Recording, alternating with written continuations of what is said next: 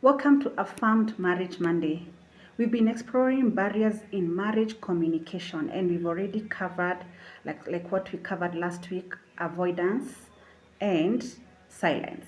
And now I want us to shift from identifying the barriers to restoring connection and building a healthier marriage culture in the area of communication.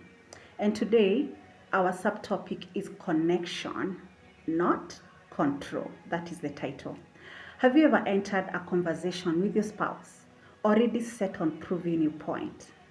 You stop listening and start preparing your response. You're defending yourself, explaining, and trying to be understood. And when this happens, now this communication shifts from understanding each other and you're now trying to win the conversation.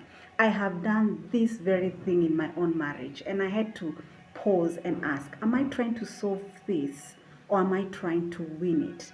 And most of the time the answer was I wanted to win it. I know you've been there too. Healthy communication is not a battle. And I'm speaking to myself. It is a space where both people feel safe and heard, valued, even when there's a disagreement. It is learning to disagree without destroying the connection because connection is very, very important.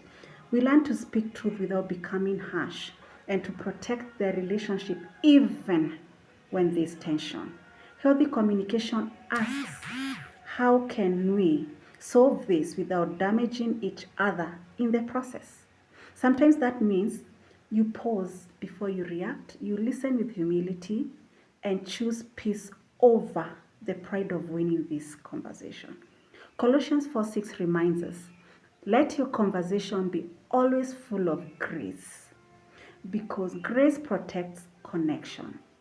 So this week, let's choose connection over control and build a marriage where both you and your spouse, feel safe, heard, and valued. Let's drop this instinct and this thing of wanting to win a conversation and not even solving it. Because after you win, what next? So, last week we said we pray for our marriage. Pray for yourself today that you be humble enough to listen to your spouse even when you really want to rant, you want to give your words. And I'm speaking to myself too.